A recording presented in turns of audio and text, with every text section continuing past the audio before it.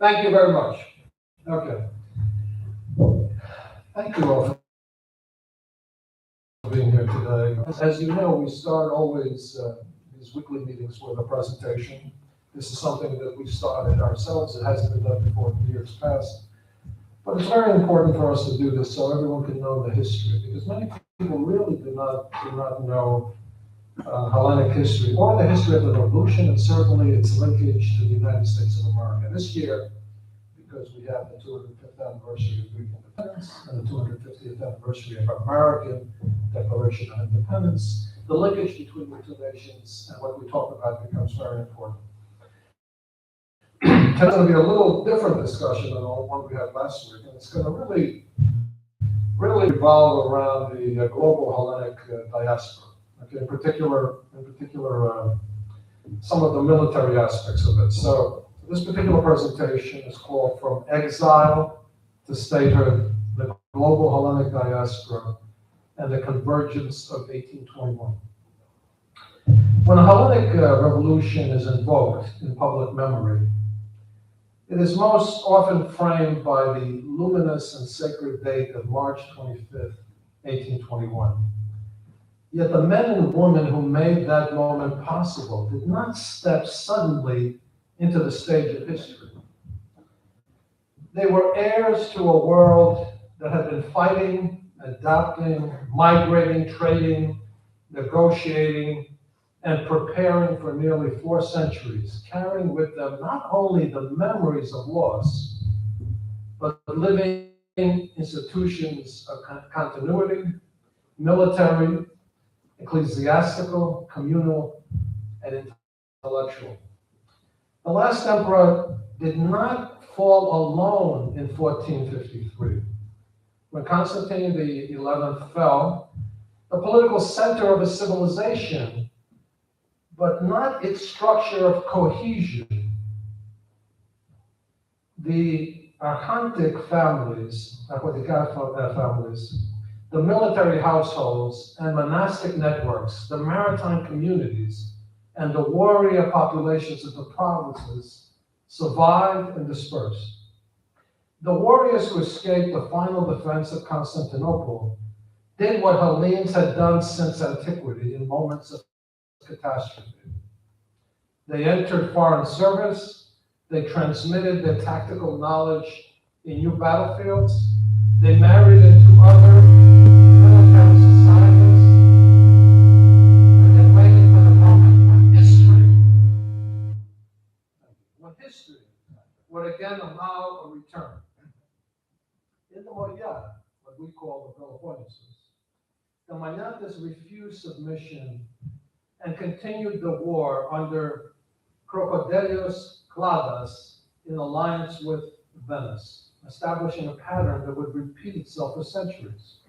Local autonomy sustained through external alliances. In Abydos and Thessaly, military landholding structures gave way to modern war bands that preserved hierarchy, oath-bound loyalty, and territorial command. In central Hellas and Roumeli, where imperial control was limited by geography, the Ottomans recognized Armatolois, unintentionally preserving a Christian officer class that passed from generation to generation through families such as the Clavelas, the Botsaris, and the Grivas. Clapping is not necessary. Okay, good. I'm glad the clapping started. Oh, it started again. The Klephts was never merely an outlaw. He was an irregular continuation of the Akritas. His world had initiation rites, systems of succession, territorial jurisdiction, and a code of honor that regulated relations from village society. The Armatolos, often drawn from the same bloodlines, represented the negotiated face of that same reality. A man could be an Armatolos one year and a Klepht the next, depending on whether the empire, meaning the Ottoman Empire, sought to incorporate him or to eliminate him. In the Moria, after the conquest of after the reconquest of the Morea in 1715. Don't forget, the Morea was conquered by the Venetians between 1685 and 715, approximately. When it was reconquest, meaning when the Ottomans came back into the Morea, they eliminated the Armatoloi. The Capi emerged as local security forces, especially in the Signia and Laconia, drawn from the same stratum of armed Christian society. Their existence reveals that even in regions considered pacified, Ottoman governance depended on the mediation of armed Hellenic intermediaries. At the edges of imperial authority, entire societies remained militarized, might function as a confederated warrior republic under the Mavromichalae and the Grigorakis families. Its internal feuds coexisted with an unbroken collective readiness for war. Souli developed a federative political structure in which leadership rotated among the Botsaris, Tsavelas, and Drakos clans, producing a population trained from youth in coordinated combat. In Himara and along the Himeriot coasts, the population lived between sea and war, serving for generations in the fleets of Venice and later in the armies of Naples and Russia, creating a maritime military diaspora whose experience would later feed directly into the naval struggle of 1821. Thus, when we speak of disarmament under Ottoman rule, we are speaking of a legal fiction. In reality, the Hellenic world remained in arms, in the mountains, on the sea, and in foreign service. While this internal continuity persisted, another transformation was taking place beyond the Ottoman frontier. From the 15th century onward, Hellenes entered into the armies of Europe as Stratioti. They rode for Venice in Italy and Dalmatia, for the Habsburgs in Hungary and Austria, for Spain in the Low Countries, and for France in the Italian wars. Families bearing the names Lascaris, Palologos, Komnenos, and Bua appear in Western archives not as relics, but as commanders of light cavalry who introduced mobile warfare, reconnaissance tactics, and rapid raiding methods that shaped Renaissance military practice. This was the first great military diaspora, post-Byzantine, transnational, and continuous. By the 18th century, that diaspora had taken new form in the service of the Russian Empire.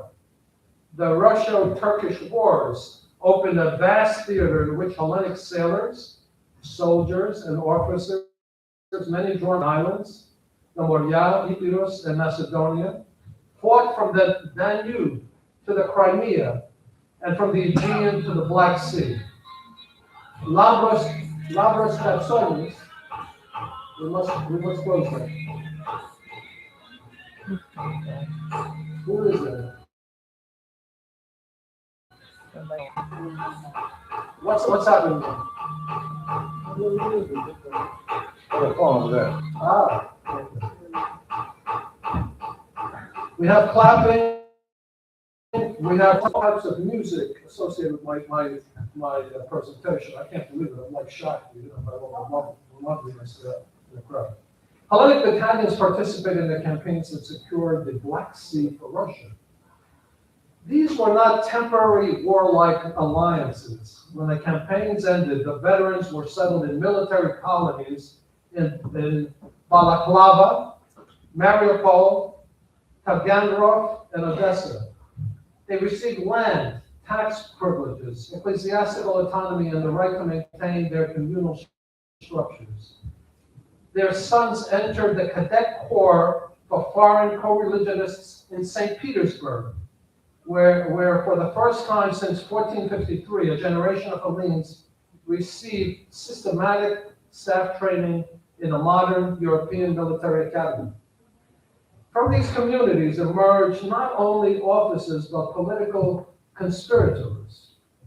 Alexandros and Dimitrios Ypsilanti, Yorgos Kantakousinos, Nikolaos Galatis, and the Odessa nucleus of the Fidiki Eteria. At the same time, the Mediterranean shaped by the French Revolution and Napoleon, Hellenes formed the Greek legion in Egypt under Nikolaos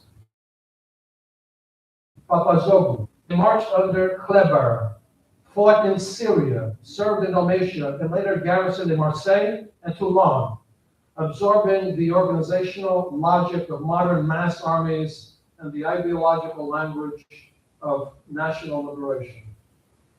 In the kingdom of two Sicilies, Italy did not become a nation until the later 1800s, by the way. So there were a series of different kingdoms. So one of them was, of course, the kingdom of the two Sicilies. In the kingdom of the two Sicilies, the Reggimento Real Macedoni and other Hellenic formations campaigned in Calabria, Abruzzi, and Palermo, creating one of the largest continuous Hellenic military formations in Western Europe. In the Ionian Islands, under the British rule, a decisive transformation took place. The Duke of York's Greek light infantry became a true military academy for the future leadership of the revolution. There, Kolokotronis, Nikitaras, Kitsos Tsavelas, Marcos Botsaris, and many others learned the operational art of modern war supply, siegecraft, coordinated movement, and command hierarchy. Kolokotronis' 15 years in exile were not an interruption of his Klephtic life. They were its strategic completion. The Sudetes, after 1803, with Souli's fall to Ali Passer, entered Russian, French, and British service as intact military communities.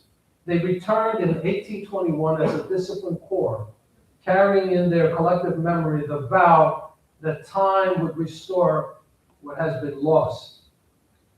The Mariotis, or the Camaratis, followed the same path through the maritime and military systems of Venice, Naples, and Russia, bringing naval and amphibious warfare experience into the revolution.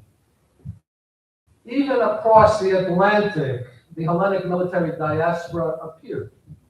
In 1805, during the First Barbary War, when William Eaton led his expeditionary force the Libyan desert to seize Derna, the core of his land force consisted of Hellenic veterans, many former soldiers of the Neapolitan and French armies.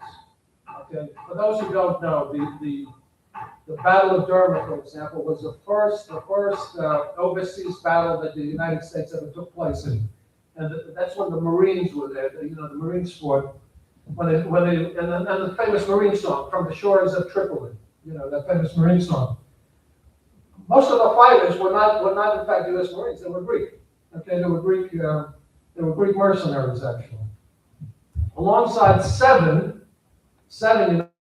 United States Marines under Lieutenant Presley O'Bannon, these Hellenes provided the tactical cohesion, battlefield experience, and assault capability that made the victory possible. It was the first military victory of the United States overseas. Okay, the Hellenes, of course, were there.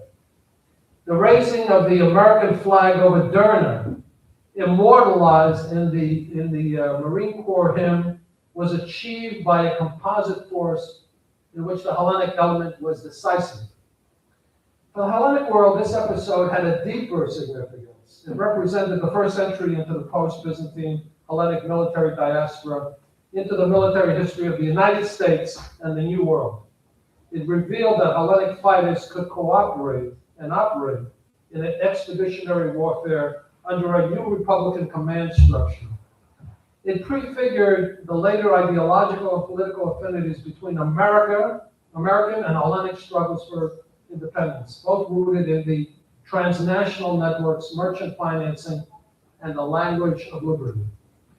Thus, by the time the banner of the revolution was raised, the Hellenic world possessed something It had not had since the fall of Constantinople a layered leadership class that united local knowledge with global experience.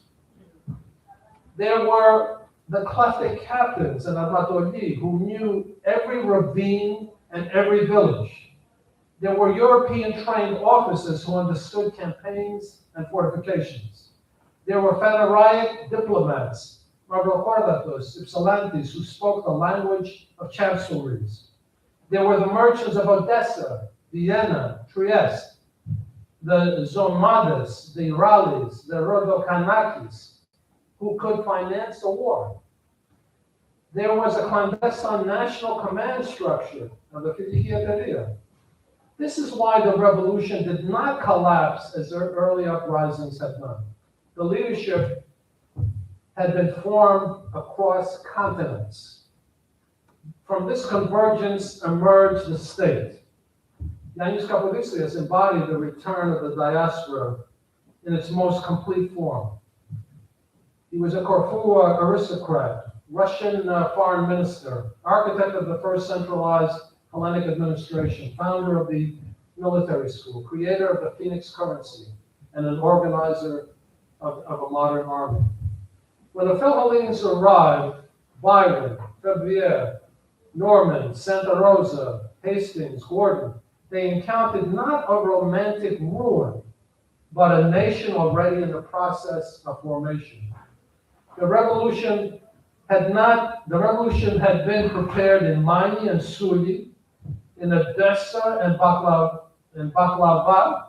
in Naples and Palermo, in the Ionian Islands, in Marseille and Toulon, in the merchant houses of Central Europe, and on the distant field of Derna. It was a revolution of continuity and return. And when that dispersed Hellenic world converged upon the historic homeland, the cry that rose from the battlefields and assemblies alike was the same: Zito to ethnos. For 1821 was the hour in which Hellenism gathered the experience of centuries, the endurance of exile, and the strength of continents, and returned home to become a state. Zito Elas, and God bless America. Thank you. What I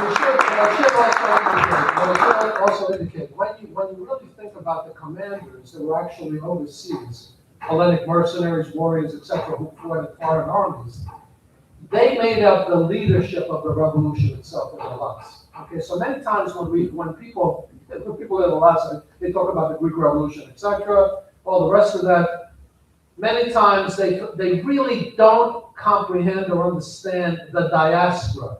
Because think about this. Kolokotronis went away, okay? He went to the Ionian Islands for X amount of years.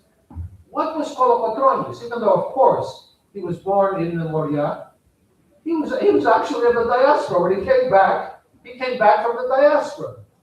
And for those who remember, in the Balkan Wars, about 40,000 Hellenic Americans left the United States and fought in the Balkan Wars. Okay, and that made a big difference, by the way, in terms of winning. With that, we're going to have our regular meeting at 7. It's going to be a short meeting, so we've got about 12 minutes. Any questions? Yes, I know you've been taking notes, so what do you have to say? Yeah, one aspect that, which is a diaspora aspect, which I was waiting for you to mention, is the one of ideology. Yes. The French Revolution, yes. The development of Philogeteria. Yeah, we'll do that separately. You're going to do that separately. Yeah. This one, when you look at and connected to that, yeah. You touched upon it. The interesting aspect of the outbreak of the revolution is that it failed in the north, yes. under Ypsilantis, with supposed Russian support, yeah. which we're not really sure whether it was real or not, or there was never really Russian support, in my opinion. But people thought that the Russians, I know. People said the Russians are coming, they're going to help. It failed there, but in the south, yeah. it succeeded. Yes. And the interesting thing is, why did it fail in the north and succeed in the south? I have my own. I have my own theories also. I'm not going to go into it right now, but okay. I will say one thing. When we talked about today, okay, which I basically breezed over every one of these things. What we talked about today, somebody could write a book on, okay, to go into detail of all these different things. I couldn't go into detail, obviously, because I have a few minutes, and I always must finish before 7 o'clock.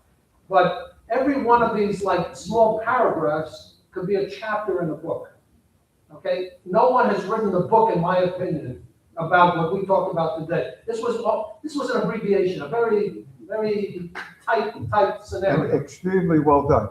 Thank you so much. Better than some of the so-called specialists, I would say. Yeah, but has anybody, when we discussed the topic, forget about the fact that we couldn't go into details today. Has anyone written a book about this?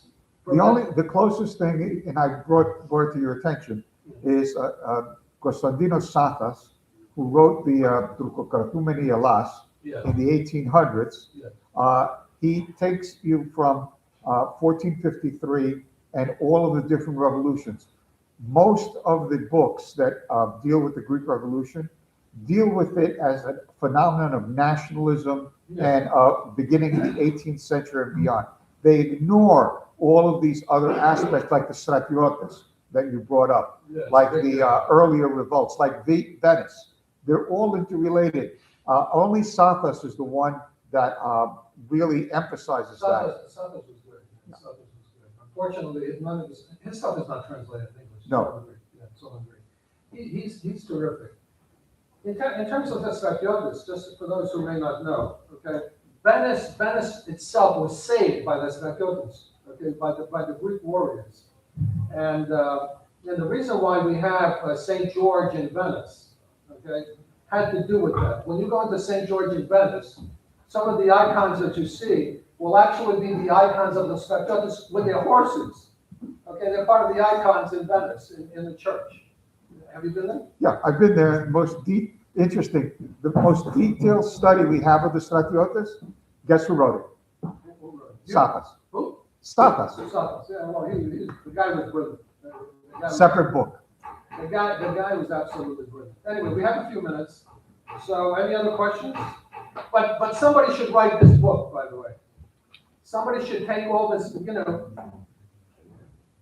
There was somebody that wrote a very interesting book about some of these let's say mercenaries. Okay, that had to do with what is that group in the Balkan studies? There was a book on the military Greeks, etc. by one of these people who wrote in, what is it, the Journal of the Balkan Studies? Balkan Studies, a journal in Thessaloniki. Yeah. Somebody did write something that's very interesting in detail. I could have done it, but I didn't want to do it to expand and just talk about that, because I think the topic, the real point I'm trying to make is this. The diaspora had a massive, massive impact on the Hellenic Revolution. And what do I mean by the diaspora? There were more Hellenes outside of what we called Hellas, okay, than there were in Hellas itself. Okay, so for example, the only time it changed, okay, was after the exchange of populations in the 1920s. Before the exchange of the population, there was more Hellenes outside of Hellas than there were in Hellas. Okay, and don't forget, Ionian islands were under the British until 1864. Okay, a lot of the other islands were, with Italy, et cetera, et cetera. So all these things have to be taken into account, I think, in the discussion. But one thing that's, I'm going off on a tangent now, but it really troubles me that many people do not recognize the diaspora for what it is. And in particular, this will run into more of a personal thing. In particular, I don't like the attitude of some of the, I hate to say this, Greek politicians who come here and want to talk about the parade, et cetera, this and that, thinking that it's their parade. No, it's our parade. It's our parade. And in fact, when you think about the revolution, and I didn't have the statistics of how many were generals, how many were majors, et cetera, in the revolution from the diaspora, it would shock you. It would shock you that the leadership, in fact, was from the diaspora. With that, we have 6 minutes, so take your time, relax, and we'll start. What's happening, my man? Good to see you. Gotta check. Ah, my good friend.